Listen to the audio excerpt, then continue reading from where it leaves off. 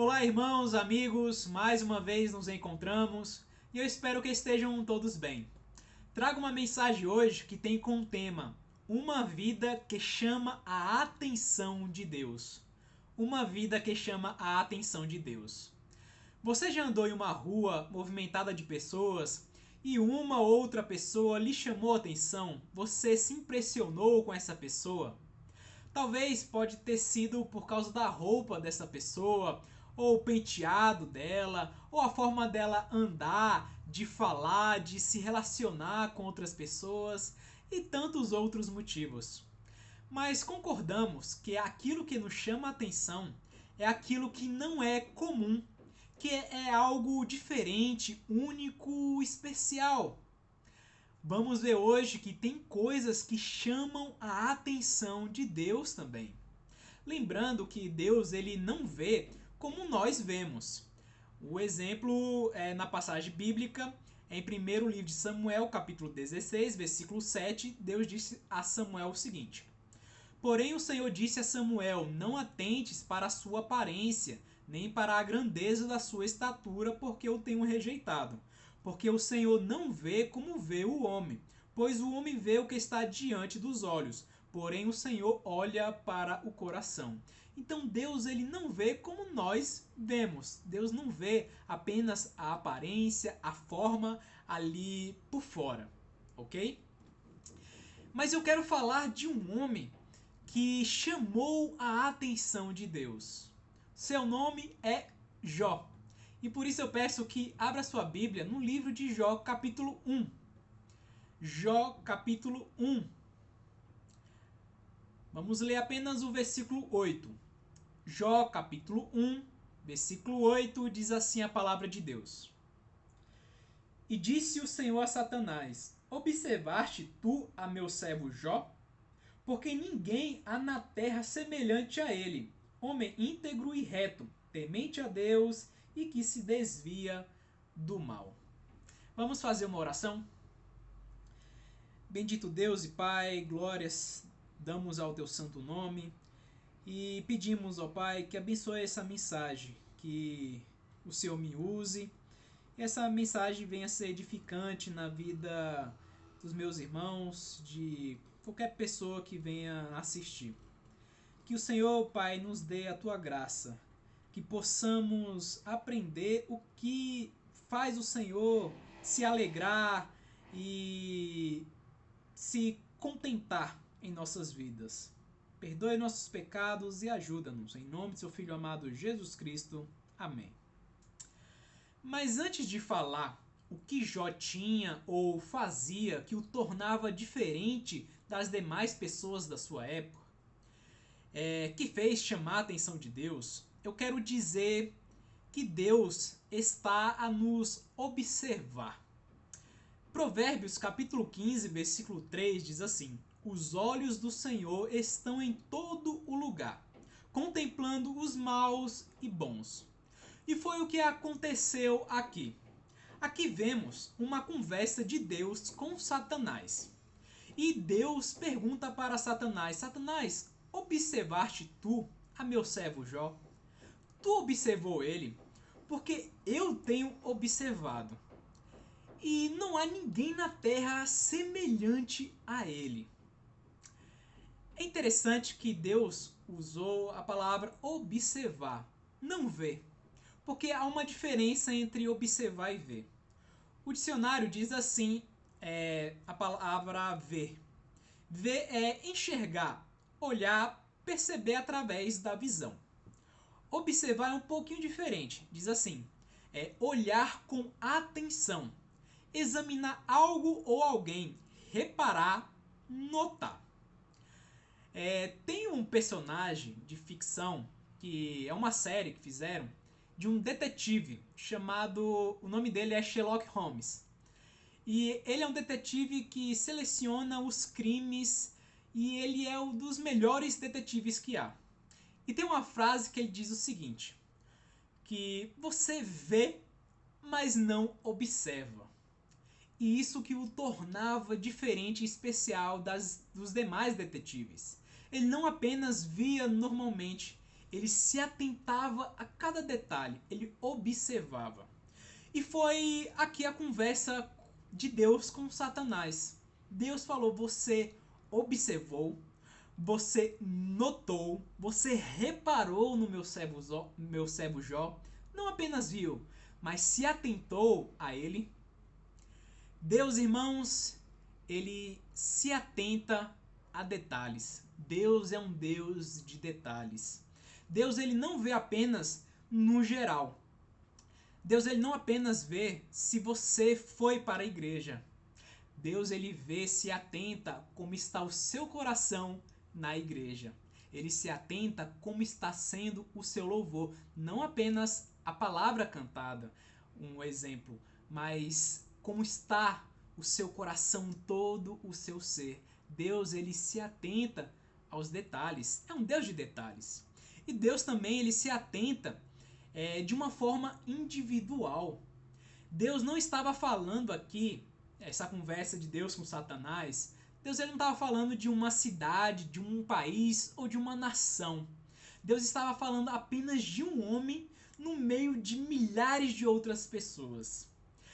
Deus, irmãos, nos trata de uma forma individual. Você, irmão, não é apenas um na multidão. Deus se atenta individualmente. Ele se atenta a você de uma forma única e especial. Davi, ao falar de Deus, no Salmo 23, versículo 1, Davi diz que o Senhor é o meu pastor. Davi está dizendo que Deus é um pastor pessoal, que Deus ele cuida dele de uma forma única, especial, que ele se atenta às suas necessidades de uma forma individual, não apenas da forma coletiva, mas de forma individual. Deus é um Deus que trata de uma forma individual. E Deus está a nos observar. E Deus também está procurando pessoas como Jó. Deus está procurando pessoas que o adorem verdadeiramente.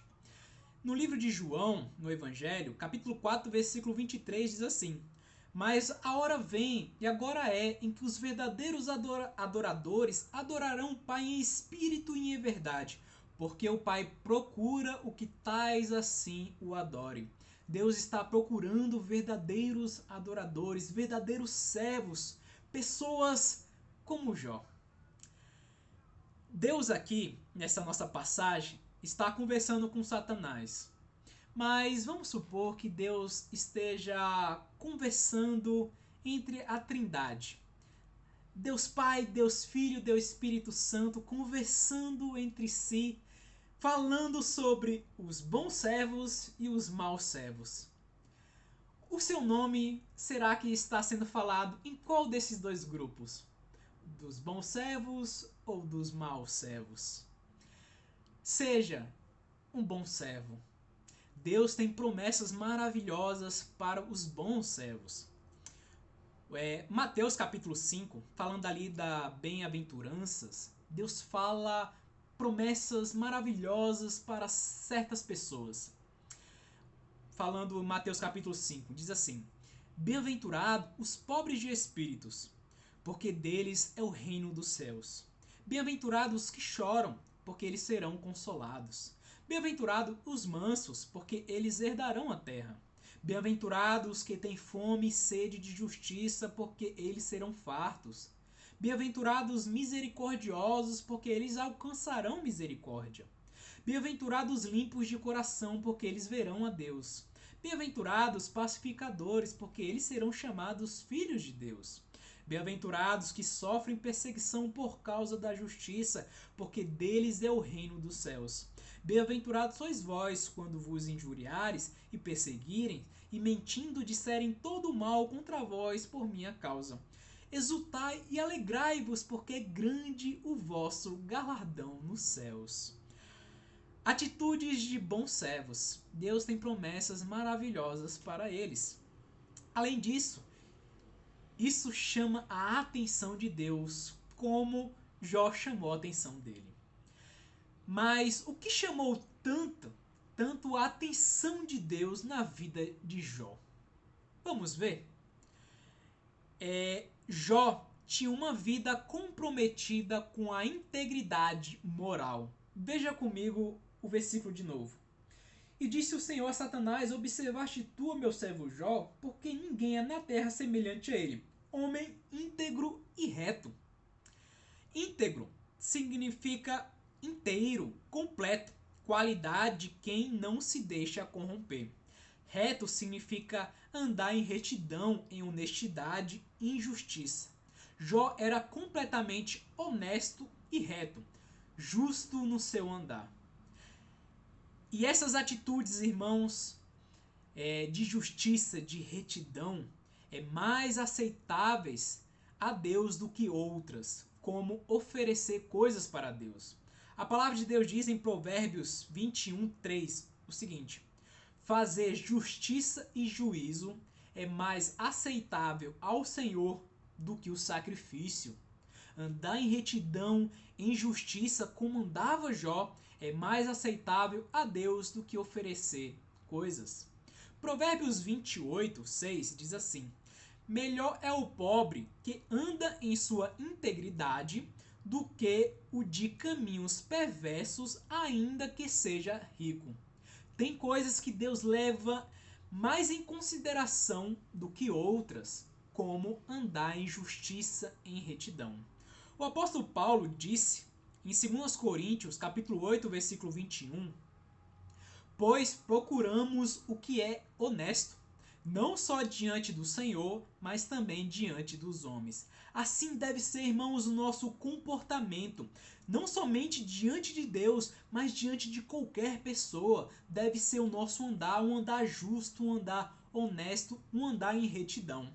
Devemos encher as nossas vidas com aquilo que agrada a Deus. Filipenses capítulo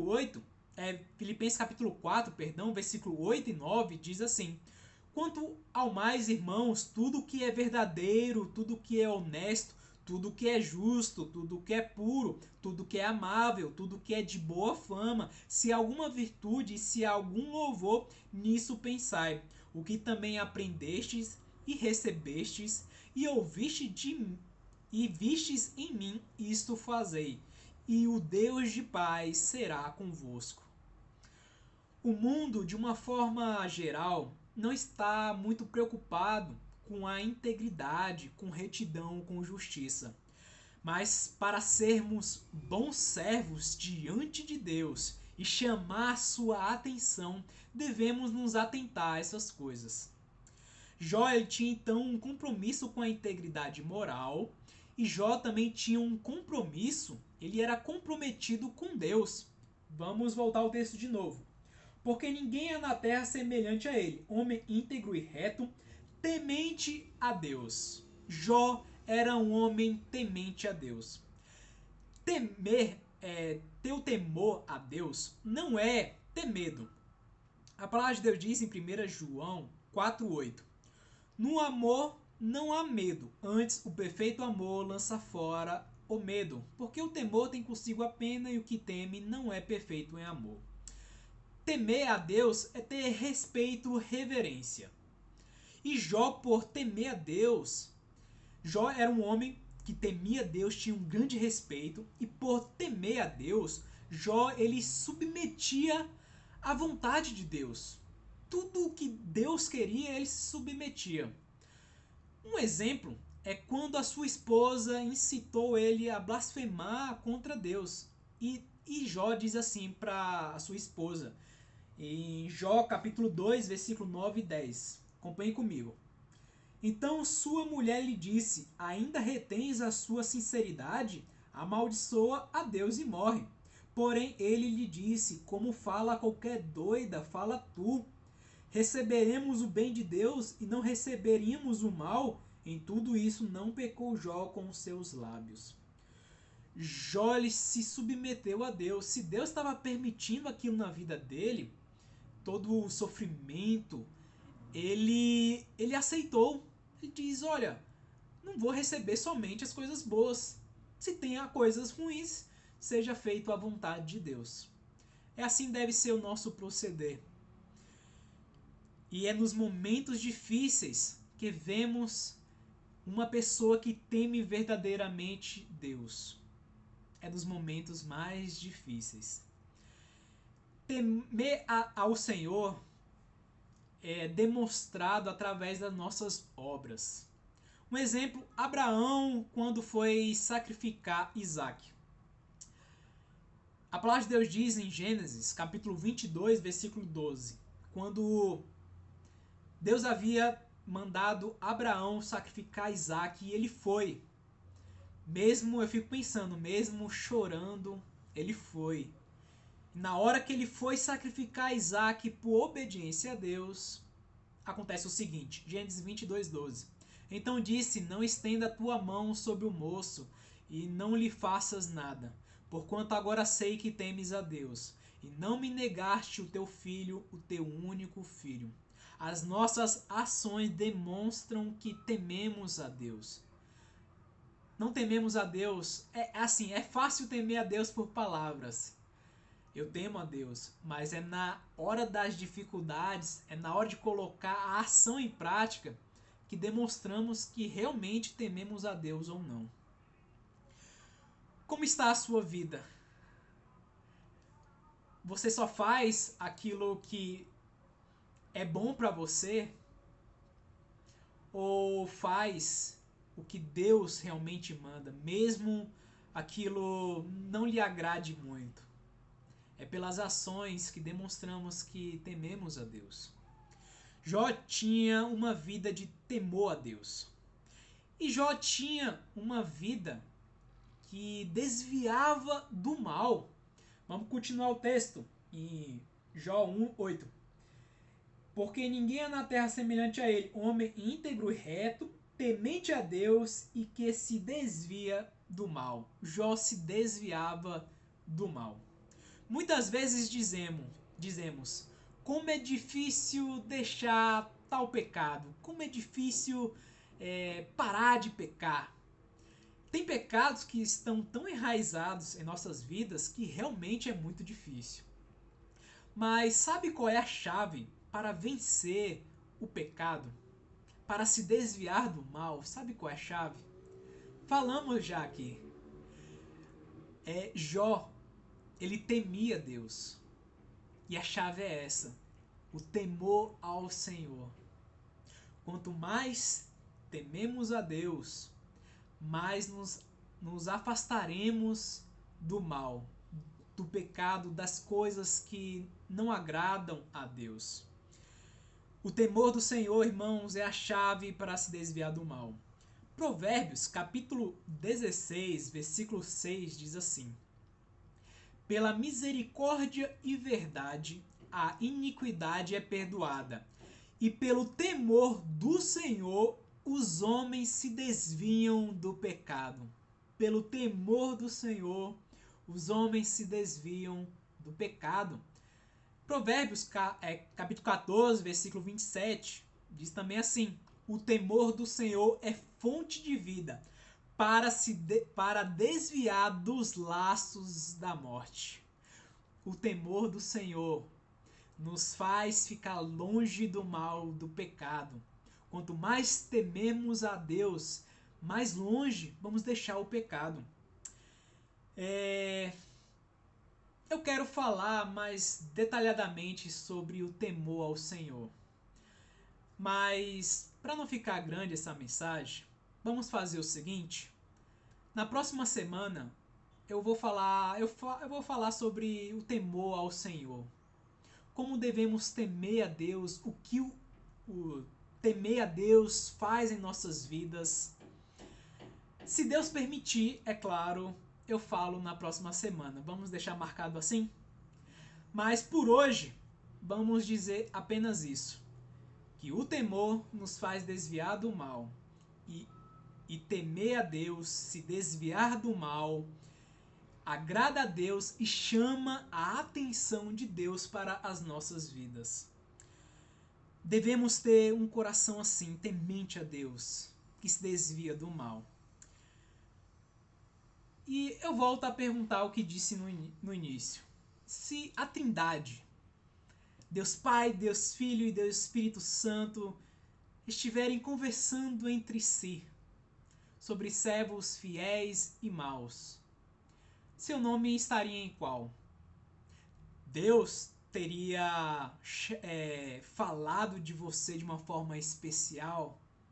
Você teria chamado a atenção de Deus de uma forma especial? Você tem conseguido chamar a atenção de Deus por aquilo que você é, por aquilo que você faz? Tem chamado a atenção de Deus? Deus poderia falar de você como falou de Jó. Observar-te o meu servo Jó. Tem se atentado a ele porque eu tenho me atentado a ele. Deus poderia falar de você assim ou não? Se atente naquilo que agrada a Deus. E andar em retidão, em justiça, agrada a Deus. Temer a Deus glorifica o nome dele e faz com que você se desvie do mal. Que Deus abençoe os irmãos. Até a próxima. Deus abençoe. Forte abraço.